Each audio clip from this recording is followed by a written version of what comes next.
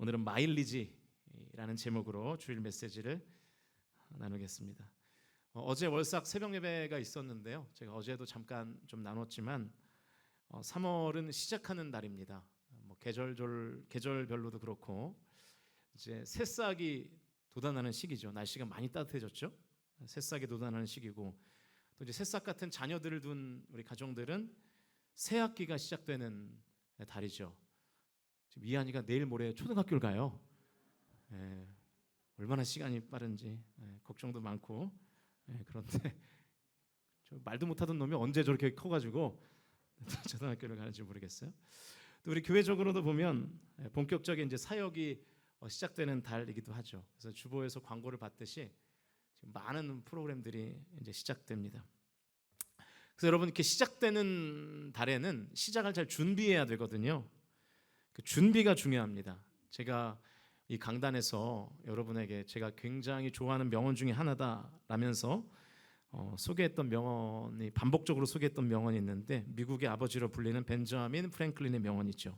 준비에 실패하는 것은 실패를 준비하는 것이다 라는 격언인데 정말 피부에 와닿는 것 같아요.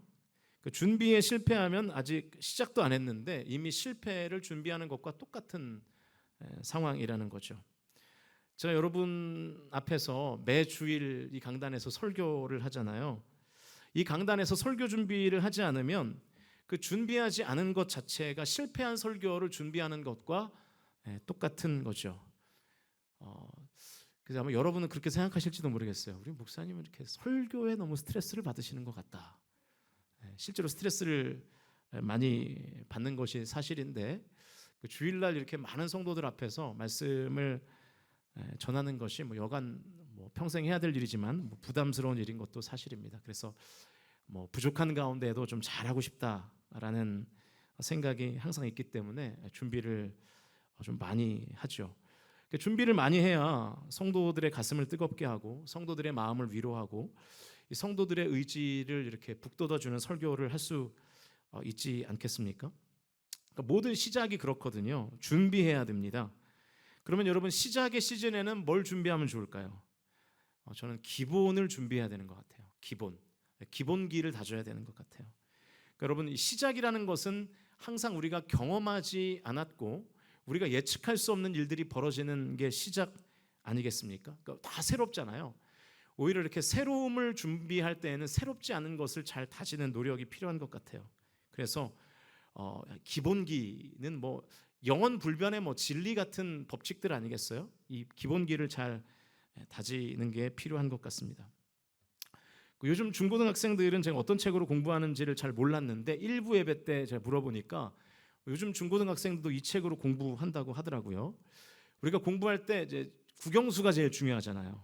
국어는 우리나라 말이니까 기본기가 이미 됐다고 생각해서 잘 공부를 안 하고 또 기본기를 잘 준비해야 되는 것 중에 하나가 이제 영어하고 수학이잖아요. 국영수니까 영어하고 수학의 기본기를 잘 다져야 되는데 이 기본기를 점검하고 보수하기 위해서 우리가 예전에 항상 공부했던 그 책들이 있잖아요. 보여주시면 수학의 정석과 성문, 종합영어 다 아시는 책들이죠? 혹시 이거 모르시는 분 계십니까? 이거 봐요. 요즘 또 청년들은 잘 또 모르는 거예요. 그러니까 저거를 아시는 분들은 이제 옛날 사람인 거예요. 옛날 사람과 요즘 사람을 분별하는 기준들이 몇 가지 있잖아요. 예를 들면 전화기를 표현할 때 이렇게 표현한다든가 요즘은 다 이렇게 합니다. 이렇게 하세요. 애들한테 무시받기 싫으시면 이렇게 하시고 그 붉은 노을이라는 노래 아시죠? 붉은 노을 누가 불렀죠? 이문세 하면 옛날 사람이에요. 이제 빅뱅 정도가 나와야 그나마 요즘 사람. 빅뱅도 이제 요즘의 그룹은 아닌데 그나마 옛날 사람이죠. 저한테도 붉은 노을은 이문세입니다. 할 수 없죠. 우리가 예전에 공부할 때 항상 수학의 정석, 성문, 종합영어를 이렇게 마스터하겠다고 결단하는 이유가 뭡니까? 이게 기본이거든요. 영어 문법의 기본, 수학 원리의 기본이 이 두 책이니까요. 신앙도 그렇습니다. 기본기를 잘 준비해야 신앙생활에 성공할 수 있는 거죠. 신앙생활의 기본을 잘 준비하지 않으면 우리의 신앙생활을 실패를 준비하는 것이 될 수 있다는 거죠. 우리 사랑하는 성도님들의 2025년의 본격적인 시작이, 그리고 우리 교회의 본격적인 시작이 확실한 기본을 붙들어서 기본이 탄탄한, 흔들리지 않는 시작이 되실 수 있기를 주님의 이름으로 간절히 축원드립니다. 그럼 이제 신앙생활의 기본이 뭘까요? 신앙생활의 수학의 정석, 신앙생활의 성문 종합용어가 뭘까요? 신앙생활을 아주 단순하게 한 문장으로 정리하면 이렇게 되겠죠. 신앙생활은 하나님을 믿는 행위잖아요. 하나님을 믿는 행위가 신앙생활이잖아요. 그래서 신앙생활의 기본, 신앙생활의 수학의 정석은 먼저 하나님이 누구신지를 잘 아는 거겠죠. 그래서 강단에서 설교자들이 선포하는 모든 메시지는 하나님이 누구신가, 하나님이 어떤 분이신가를 메시지하는 거 아니겠습니까? 신앙생활의 또 다른 기본, 신앙생활의 성문 종합용어는 믿음이라는 게 대체 뭔가, 그거겠죠. 그래서 오늘은 신앙생활의 기본 중에 기본인 믿음에 대한 이야기를 좀 해보려고 합니다. 여러분은 전혀 기억을 못 하시겠지만 2022년 1월 16일에 제가 새삼스러운 믿음이라는 제목으로 같은 본문으로 믿음에 관한 주제를 설교한 적이 있었어요. 기억을 전혀 못 하시겠지만 그래서 오늘도 본문과 주제는 같은데 조금 다른 관점에서 믿음을 설명하고, 제가 2022년 1월 16일 당시에는 조금 이 묵상과 연구가 좀 부족했던 것 같아요. 그래서 그때 여러분에게 미처 설명해드리지 못했던 부분을 좀 보완하는 시간을 가져보겠습니다.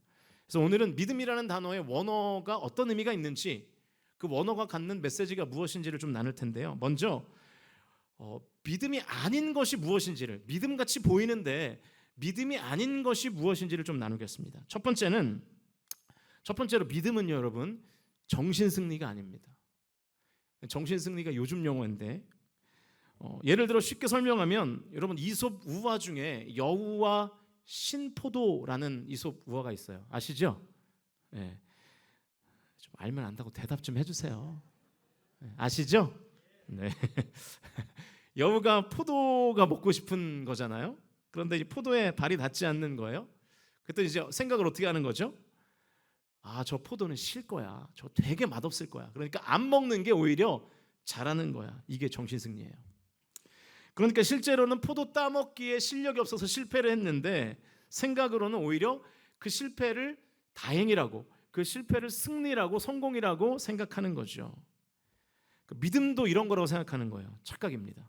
아주 잘못된 착각인데요. 믿음은 나의 실패를 승리라고 말하지 않습니다. 다만 나의 실패를 하나님께서 사용하신다라고 말할 뿐이에요. 믿음은 문제가 있는 것을 문제가 없다고 억지로 말하는 게 아닙니다. 자꾸 옛날 이야기를 해서 옛날 사람임을 제가 스스로 인증하는데, 1993년에 히트했던 노래 중에 그 황규영이라는 가수가 불렀던 나는 문제 없어라는 노래가 있습니다. 혹시 아시나요? 네.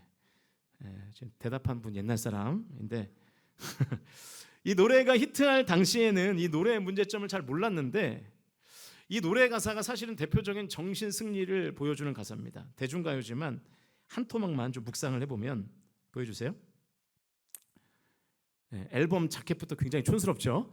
1993년도의 바이브인데, 제 가사를 좀 읽어보겠습니다. 짧은 하루에 몇 번씩 같은 자리를 맴돌다 때론 어려운 시련에 나의 갈 곳을 잃어가고, 내가 꿈꾸던 사랑도 언제나 같은 자리야. 시계추처럼 흔들린 나의 어릴 적 소망들도 그렇게 돌아보지만 여기서 끝낼 수는 없잖아. 나에겐 가고 싶은 길이 있어. 너무 힘들고 외로워도 그건 연습일 뿐이야. 넘어지지 않을 거야. 나는 문제 없어. 뭐 이렇게 끝나는 노래였습니다. 난 문제가 없대요. 근데 여러분 가사를 잘 보시면 온통 뭐예요?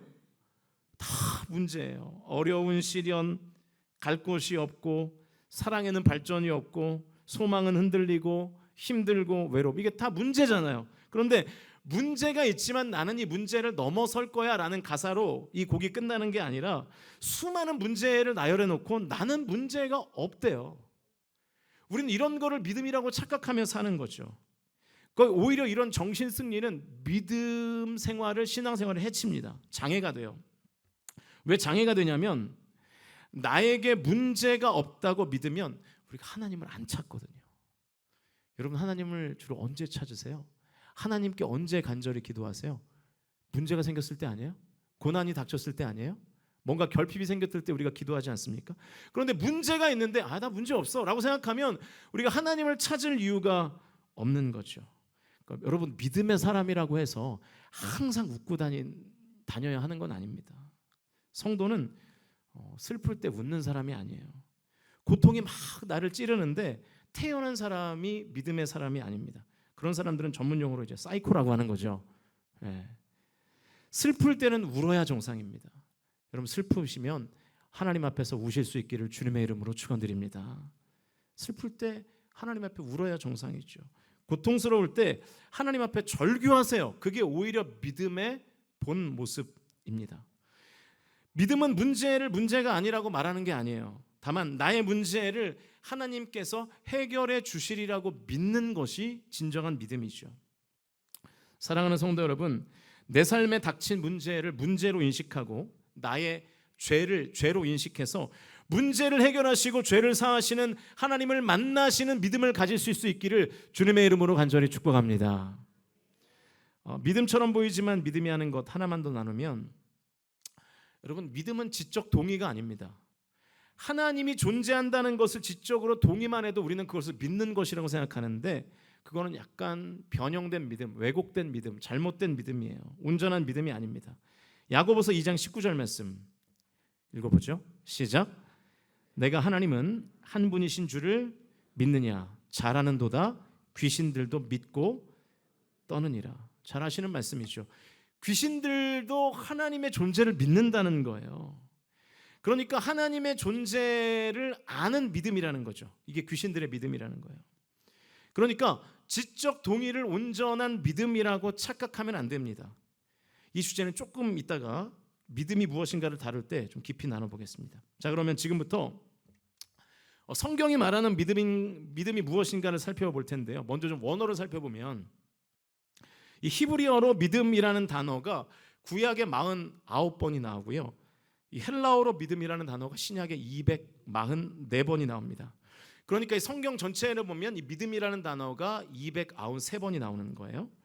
먼저 히브리어로 좀 살펴보겠습니다. 하박국 2장 4절 중간 부분 말씀을 같이 읽어보겠습니다. 시작. 의인은 그의 믿음으로 말미암아 살리라. 이 하박국의 이 고백이 이제 로마서로 오게 되면 사도 바울의 고백이 되죠. 오직 의인은 믿음으로 말미암아 살리라. 여기서 말하는 믿음이 히브리어로 에무나라는 단어예요. 에무나, 버팀, 견고함, 확고부동함. 확고부동함이 좀 표현이 어려운데, 그러니까 자기 자리를 지키고 움직이지 않는다는 뜻입니다. 확고부동하게 그 자리를 딱 지키고 있는다는 뜻이에요. 여러분, 믿음이 뭐냐면 믿음은 버티는 겁니다. 믿음은 견디는 거예요. 믿음은 그 자리를 지키는 것입니다. 누가 그 자리를 떠나느냐? 믿음 없는 사람이 그 자리를 떠나는 거예요. 의인은 믿음으로 말미암아 산다고 말씀하는데, 어떤 사람이 의인인지가 이 믿음이라는 이 원어를 보면 명확해져요. 말씀을 붙들고 버티면 하나님이 정하신 때 그 말씀이 이루어질 것이라고 믿는 사람이 의인입니다. 할렐루야. 저와 여러분이 의인으로 사실 수 있기를 주님의 이름으로 축원드립니다. 하나님의 말씀을 붙들고 버티는 그 사람, 그래서 결국에는 버텨서 하나님의 말씀이 성취되는 것을 내 삶 가운데 증명하는 그 사람이 의인이라는 거예요. 신약에서의 믿음도 마찬가지입니다. 오늘 본문이죠. 히브리서 11장 6절 앞부분 읽어보겠습니다. 시작. 자, 히브리서 11장 믿음장입니다. 믿음이라는 단어가 계속 반복해서 나와요. 1절부터 3절, 4절, 5절, 6절, 7절, 8절, 11절. 히브리서 11장에만 믿음이라는 단어가 24번이 나옵니다. 이 믿음이라는 단어의 헬라어가 피스티스라는 단어인데 뜻은 똑같아요. 버팀, 견고함, 확고부동. 뜻은 똑같습니다. 히브리어로 에무나, 헬라어로 피스티스가 말하는 믿음에는 여러분 어떠한 개념이 포함된 것 같습니까? 그냥 단순히 생각이 아니라, 지적 동의가 아니라 행동이 포함된 개념이에요. 액션이. 버티는 거는 말이 아니잖아요. 생각이 아니잖아요. 그건 행동이죠. 행위가 포함된 것입니다. 그래서 야고보가 행함이 없는 믿음이 죽은 믿음이라고 말하는 이유가 바로 여기 있는 거예요. 제가 좀 전에 믿음은 단순히 지적 동의가 아니라고 말씀드렸고 그 내용을 좀 더 깊이 설명하겠다고 했는데 바로 이 부분입니다. 신앙생활은요, 지적 동의가 아닙니다. 하나님이 살아계신다는 것을 나도 동의해. 이거 신앙생활 아니에요. 착각하시면 안 돼요. 이거는 귀신의 믿음이에요. 제가 2022년 1월 16일에 같은 본문으로 이 설교를 할 때 조금 연구와 묵상이 미진했다고 생각하는 이유가 이 믿음에 대해서 여러분에게 정확하게 설명을 잘 못한 것 같아요. 두 가지에 대한 설명이 부족했는데 이 첫 번째는 바로 이 지적 동의와 관련된 부분이에요. 화면을 보시면서 오늘 본문 중반부까지를 다시 한번 읽겠습니다. 시작. 믿음이 없이는 하나님을 기쁘시게 하지 못하나니 하나님께 나아가는 자는 반드시 그가 계신 것과, 제가 그때 두 가지를 믿어야 된다라고 말씀을 드리면서 먼저 그가 계신 것, 하나님의 존재를 믿어야 된다라고 말씀을 드렸어요. 여러분은 기억을 못 하시겠지만 저는 설교문을 다 저장을 하고 있기 때문에 제가 엊그제 다시 확인해 봤더니 제가 그렇게 설교했더라고요. 이게 아예 틀린 말은 아닌데 조금 표현이 그러니까 이렇게 좀 깊이가 부족했어요. 그 존재한다는 것을 믿는 것은 약간 지적 동의에 가깝죠. 하나님이 존재한다는 건 나도 동의해. 뭐 이런 거잖아요. 그런데 이게 제가 좀 전에 말한 귀신의 믿음하고 똑같은 것입니다. 그런데 오늘 본문에 반드시 그가 계신 것이라는 표현을 원어로 보면 여기에는 시간과 장소적인 의미가 들어가 있어요. 이 계시다라는 헬라어가 에스티라는 단어인데 현재형의 직설법입니다. 그러니까 이 반드시 그가 계신 것이라는 표현은 이렇게 읽어야 돼요. 반드시 그가 지금 여기 계신 것을 믿어야 한다는 뜻입니다. 지금 여기 계신 것. 내가 지금 여기 있는데 내가 지금 있는 그곳에 하나님도 지금 동일하게 여기 계시다라는 것을 믿는 것이 진짜 믿음이라는 거예요. 하나님이 저기 어디에 계신 것을 믿는 것은 귀신의 믿음이고요. 하나님이 지금 여기에 계시다라는 것을 믿는 것은 성도의 믿음입니다. 여러분은 성도의 믿음을 가지고 계십니까? 아니면 귀신의 믿음을 가지고 계십니까? 이게 완전히 차원이 다른 거거든요. 예를 들어 보면 여러분을 예로 들면 또 기분이 나쁘실 테니까 저를 예로 들어 볼게요. 여러분이 만약에 주일 예배가 끝나고 한 장소에 3, 4, 5 모여서 밥도 먹고 차도 마시면서 이제 예배가 끝나면 교제할 거 아니겠어요? 성도들끼리 밥 먹고 차 마시면 주로 어떤 이야기를 많이 나눌까요? 질문입니다. 교회 이야기 많이 하겠죠. 그죠? 주일에 예배 끝나고 좀 밥 먹고 차 마시면서 뭐 교회 얘기 하겠죠.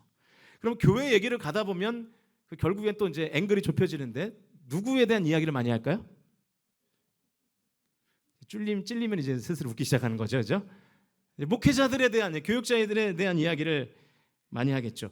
교육자들 중에 제일은 담임 목사잖아요, 그죠? 의리가 있어서 아멘을 안 하시네요. 네. 담임 목사 이야기 제일 많이 하겠죠. 뭐 저는 뭐 이해합니다. 저는 이렇게 받아들여요. 아, 그건 일종의 성도들의 스포츠다, 이렇게 받아들여요. 저는 여러분을 충분히 이해하는데 여러분 그 스포츠를 즐기실 때 주의하셔야 될 부분이 있어요. 그게 뭐냐면 스포츠에는 언제나 관객이 있다는 사실입니다. 누군가는 보고 있어요. 누군가는 듣고 있다고요. 결국에는 여러분이 스포츠처럼 즐겼던 그 여가가 나중에는 결국에 제 귀에 다 들려요. 이렇게 일단 살짝 협박을 해놓고 계속 이야기를 진행하겠습니다. 여러분 담임 목사에 대한 담화를 하는 그 스포츠를 즐길 수 있는 이유가 뭘까요? 그 근거가 우리 담임 목사님이 지금 여기가 아니라 저기 어디에 계시기 때문에 지금 내가 여기서 그 스포츠를 즐길 수 있다는 거죠. 그런데 만약에 우리 담임 목사님이 지금 여기에 계신다라고 하면 여러분의 뭐가 달라질까요? 태도가 달라지는 거예요. 제가 저기 어디에 있다고 생각하면 우리 목사님은 자기가 정말 잘생겼다고 생각하나 봐. 정말 밥맛이야. 이러실 거 아니에요. 그죠? 그런데 제가 지금 여기 있다는 것을 알게 되면 와우, 오늘 목사님 설교가 너무 저를 살맛나게 했어요. 뭐 이러실 거 아닙니까? 그죠? 또 아멘이 안 나오네요. 네, 아무튼 뒷담화가 앞 간증이 되는 거잖아요. 이게 뭐냐면 태도가 바뀐 거거든요. 하나님에 대해서도 마찬가지라는 거예요. 믿음은 그저 하나님이 저기 어디에 계신 존재로 인식하는 것이 아니라 지금 여기 계신 존재로 인식하는 거예요. 그러면 우리의 삶의 태도가 지금처럼일 수가 없어요. 하나님 지금 내 옆에 계신데 달라지는 거죠. 그러니까 절대로 진정한 믿음을 갖고 있다면 지적 동의로 끝날 수가 없는 거예요. 태도가 바뀌어요. 행동이 바뀌고 삶이 바뀌는 것입니다. 그래서 여러분, 신앙생활은요, 내가 정말로 신앙생활을 하고 있다면 말이 느는 게 아니라 발이 느는 거예요. 말의 성찬이 아니라 발의 성찬인 거예요. 신앙생활은 말이 아니라 발로 하는 것입니다. 행함으로 하는 거예요. 가끔 이제 어떤 성도들의 말을 들으면 뭐 하나님의 말씀의 수호자예요. 거의 성경의 가치를 절대로 지킬 것처럼 이야기해요. 근데 그 사람의 삶은 보면 전혀 아니에요. 오히려 반대로 살아요. 가만히 보니까 말로만 신앙생활하는 거예요. 다 말의 성찬이죠. 손과 발로는 아무것도 안 해요. 그러나 진정한 믿음의 사람은 신앙생활이 오래되고 깊어질수록 태도가 바뀌게 되어 있어요. 어떤 방향으로요? 하나님을 닮는 방향으로, 예수님을 닮아가는 삶의 지향을 갖게 되는 거예요. 모든 인간은 다 불완전합니다. 그래서 한 성도의 특정한 순간에 어떤 행위를 가지고 그 성도에게 믿음이 있다 없다 판단할 수 없어요. 그러나 그 성도를 오래 보고 오래 경험했는데 점점 예수님을 닮아가고 점점 말씀을 지키려는 태도와 행동이 있다면 그 성도의 믿음은 진실한 거예요. 그래서 여러분, 나의 믿음이 진짜인지 가짜인지를 누가 제일 잘 아냐면 내가 제일 잘 알아요. 내가. 나의 10년 전과 나의 5년 전과 나의 지금의 내가 뭐가 달라졌는지를 보면 금방 아는 거죠. 내가 10년 전에는 하나님의 말씀 중에 3개를 순종하며 살았어요. 5년 전에는 4개를 순종하며 살았어요. 근데 지금 내 삶을 가만히 보니까 5개를 순종하며 사는 거예요. 그럼 내가 가진 믿음이 진짜인 거죠. 믿음으로 살고 있는 거죠. 그런데 어떤 성도는 10년 전에 하나님의 말씀 중에 4개를 순종하며 살았는데 지금 보니까 2개만 순종하며 살아요. 나의 믿음에 문제가 생긴 거예요. 어떤 성도는 10년에 1개 순종했는데 지금도 1개 순종해요. 그럼 그 사람은 믿음이 정체되어 있는 거예요. 믿음이 자라지 못하고 있는 거예요. 또 어떤 성도는 하나님이 저기 어디에 계신 것은 알겠어요. 지적으로 하나님이 동의가 되는 거예요. 그런데 10년 전이나 지금이나 하나님의 말씀에는 1개도 순종하지 않는다면 믿는 것 같으나 사실은 믿음이 없는 것입니다. 믿음은 말이 아니라 발이거든요. 저와 여러분의 신앙생활이 말을 재료로 하는 신앙이 아니라 발을 재료로 하는 신앙생활이 되실 수 있기를 주님의 이름으로 간절히 축원드립니다. 진정한 믿음의 또 다른 차원 하나만 더 보겠습니다. 다시 본문을 보세요. 11장 6절 뒷부분 말씀 같이 읽어보겠습니다. 시작. 상 주시는 이심을 믿어야 할지니라. 제가 여기도 2022년 1월 16일에 전했어요. 메시지를 전했는데 이 상을 제가 보상이라고까지 말씀드렸어요. 그런데 어떤 행위에 대한 보상인지는 제가 그때 설명을 안 했더라고요. 사실은 여기까지 갔었어야 되는데, 왜냐하면 어떤 행위인지가 더 중요하거든요. 우리가 일반적으로 상이라고 말할 때 어떤 행위에 대해서 주는 상은 2가지입니다. 이것은 사실은 한국말보다 영어로 살펴봐야 더 명확한 것 같아요. 보상에는요 2가지가 있어요. 첫 번째는 어워드가 있고 두 번째는 리워드가 있어요. 이것을 우리말로는 다 그냥 보상, 상 이렇게 번역을 해요. 근데 어워드는 뭐냐면 탁월함의 상을 주는 거예요. 그러니까 우리로 말하면 우수상이에요. 우수상. 뭘 잘했을 때 주는 상. 그래서 2020년에 영화 기생충이 아카데미에서 사관왕을 했거든요. 아카데미 어워즈에서 사관왕을 한 거예요. 그해 모든 영화 중에 기생충이라는 영화가 국제 영화 중에 가장 탁월하고, 각본이 가장 탁월하고, 감독이 가장 탁월하고, 그래서 작품이 가장 탁월했기 때문에 4개의 어워즈를 받은 거죠. 그러니까 어워즈의 기준은 탁월함이에요. 뭘 잘하냐 못하냐 그걸로 상을 주는 거예요. 그런데 오늘 본문에서 하나님이 주시겠다고 말씀하신 상은 영어 성경에 보면 어워즈가 아니라 리워드라고 번역했어요. 리워드. 리워드의 기준은 탁월함이 아닙니다. 성실함이에요. 성실함. 그러니까 상으로 말하면 우수상이 아니라 개근상이에요. 개근상. 요즘 개근상이 더 어려운 것 같긴 한데, 성실한 사람에게 주는 상입니다. 여러분 다들 요즘은 스마트폰을 하시니까 스마트폰 게임 같은 거 좀 하시죠? 교회니까 또 안 한다고 이렇게 또 모른 척을 하시는데, 그 스마트폰 게임, 특별히 스마트폰 게임을 해보면 그 스마트폰 게임에 그날에 접속하면 리워드를 주는 거 아세요? 역시 연기가 탁월하신데. 목사님 해봤나 보다. 저도 스마트폰 게임을 하진 않아요. 근데 그런 정도는 알고 있어요. 접속할 때 주는 상이 있어요. 그러니까 게임을 잘 못해도 접속만 하면 무슨 점수를 준다거나 뭐 게임 머니를 준다거나, 그러니까 주는 상이 있어요. 이게 뭐냐면 리워드거든요. 그러니까 성실함에 주는 상인 거예요. 이제 돌아오는 수요일부터 이제 사순절이 시작되는데, 우리가 이제 고난 주간이 되면 피로 회복 부흥회를 하잖아요. 5일 동안 하는데 이번에 벌써 4번째입니다. 이제 하게 되면 피로 회복 때 항상 여러분에게 나눠드리는 게 있어요. 뭘 나눠드리죠? 답이 나온 것 같은데. 그렇죠. 퍼즐을 나눠드리잖아요. 출석 체크 퍼즐. 이게 리워드예요. 예배를 탁월하게 드리는 사람들에게만 그 퍼즐을 주는 게 아니잖아요. 5일 동안 출석 체크를 하면 예배를 뜨겁게 드리던, 여기서 스마트폰 게임을 하던, 늘어지게 자던 그 퍼즐을 드리는 거죠. 이게 리워드예요. 하나님께서 주시는 상의 기준이 이거라는 거예요. 어워드가 아니라 리워드라는 거예요. 내가 탁월해야 하나님께서 상을 주시는 것이 아니라 하나님은 나의 성실함을 보시고 상을 주신다는 것을 믿으실 수 있기를 주님의 이름으로 축원드립니다. 제가 2022년에 이 부분을 놓쳤어요. 하나님이 주시는 상은 내가 하나님을 위해서 탁월한 일을 해야 받는 상이 아니에요. 하나님께 출석 체크하면 주시는 상인 거예요. 하나님, 제가 오늘도 주님 앞에 나왔습니다. 그럼 하나님께서 상을 주신다는 거예요. 비행기를 많이 타시는 분들 계시겠지만 약간 마일리지랑 똑같은 거예요. 그래서 오늘 설교 제목이 마일리지인데, 내가 비행기를 탁월하게 탈 수 있는 방법이 없잖아요. 비행기 그냥 타는 거지. 내가 운전하는 것도 아니고. 그러나 비행기를 타면 마일리지가 쌓이는 거죠. 나중에 그 마일리지로 공짜 유럽행 티켓을 끊기도 하고, 아니면 이코노미를 탔는데 비즈니스로 업그레이드를 해주기도 하잖아요. 이게 마일리지죠. 그러니까 하나님께서 우리에게 상을 주실 때 이 마일리지 시스템으로 상을 주신다는 거예요. 사랑하는 성도 여러분, 올 한 해 하나님께서 저와 여러분에게 더해 주시고 업그레이드 해주시는 하나님의 상을 다 받아 누리실 수 있기를 주님의 이름으로 간절히 축원드립니다. 그런데 이 상을 받으려면 여러분 탁월해야 되는 게 아니라 뭘 해야 되냐면 성실해야 된다는 거예요. 성실. 어떻게 성실할 수 있는 거예요? 하나님께서는 탁월함이 아니라 성실함에 상을 주신다는 것을 제대로 믿어야 그 사람이 성실한 거죠. 그러니까 여러분, 혹시 최근에 하나님께 상 받은 간증이 없다면 여러분의 탁월함을 점검하지 마시고요, 여러분의 성실함을 점검해 보세요. 여러분, 성경에 게으름을 뭐로 표현하죠? 악하고 게으른 종아. 게으름을 악으로 표현해요.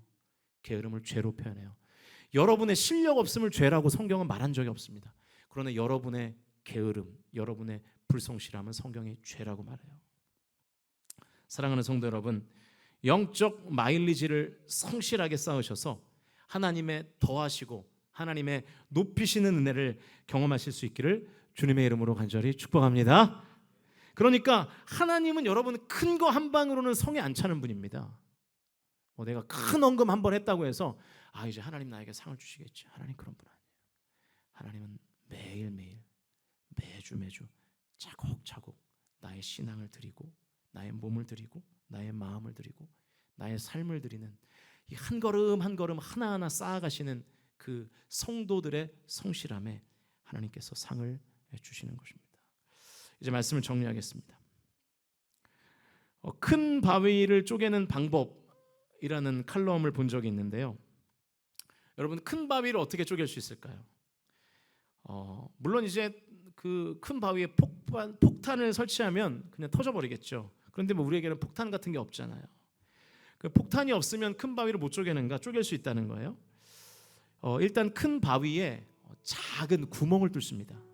근데 여러분, 그 구멍은요, 물만 떨어져도 물이 성실하게 바위에 떨어지면 구멍이 생기는 거 아시죠?